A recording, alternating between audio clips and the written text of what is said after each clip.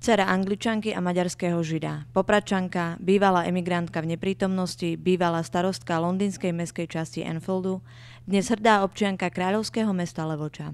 Matka, babka. Mimoriadne príjemná a energická žena. Nadežda Konvej.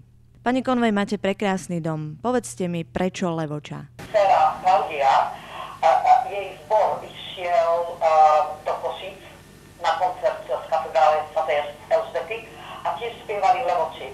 Tak sme s ňou ako išli s tým zborom a tá mi povedala vtedy, no tak definitívne si kúpime túto v Levoči.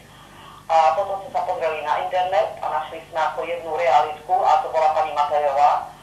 A ona nám ukázala všelijaké také domy, budovy v Levoči, ale ten konečný dom nám ukázala, to bol starý dom, ten náš dom. A keď sme to uvideli, otvorila dvere a sme mali tie prekrásne gotické klenby, tak sme sa úplne zamilovali na ten dom. Prečo ste sa rozhodli organizovať festival Levočské babie leto? Pretože milujeme hudbu, tak sme sa rozhodli, že začneme tam hudobný festival. Prvý rok sme nemali žiadnu podporu od orgánov všelijakých a tak sme si museli ako požičať a žobrať za peniaze a pozvali sme všelijakých hudobníkov, čo poznáme. A oni prišli a hrali nie za veľa peňazí, chvála Bohu. Druhý a tretí ročník festivalu sme dostali podporu od Ministerstva kultúry aj od Vyšehradského fondu, hudobného fondu a tak ďalej. No najväčšiu podporu sme dostali od mesta Levoče, pretože nám dajú všetky priestory zadarmo, aj personál zadarmo, čo je fantastické.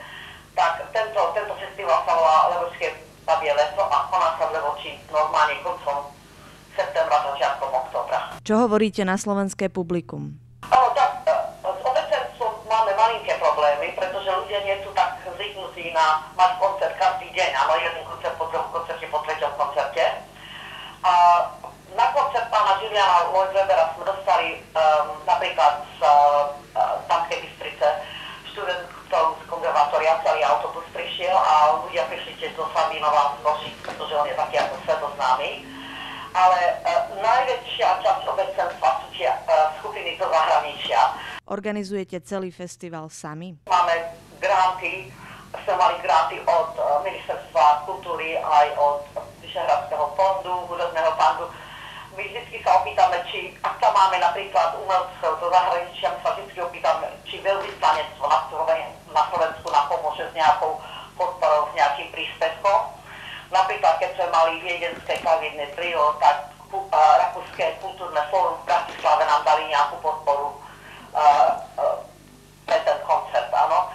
Tak kde môžeme nájsť, tam nájdeme, píšeme žiadosti, to je ako celý rok, práca cez celý rok, pretože v januári píšeme žiadosti a organizujeme festival a potom treba nájsť ubytovanie a treba zaplatiť za letenky a tak ďalej. Tak je veľa práce každý rok a my sa s tým trápime, pretože milujeme Slovensko a milujeme Levoču a chceme podporovať rozvoj turistiky vo východnom Slovensku. Aké sú vaše plány s festivalom v budúcnosti? Chceme, aby to bol najznámejší festival v Európe, áno.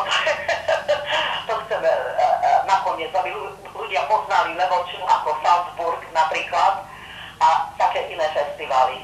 Táto energická žena so širokým úsmevom vyštudovala asyrológiu. Po vpáde vojsk Varšavskej zmluvy na Slovensko v roku 1968 ostala žiť v Británii. Dnes sa ako viceprezidentka 2 londýnskych nemocníc venuje okrem širokej charitatívnej činnosti aj šíreniu kultúry a osvety. Do srdca Spiša priniesla vďaka nadácii Vyšehrádskej štvorky jedinečný festival barokovej hudby Levočské babie leto.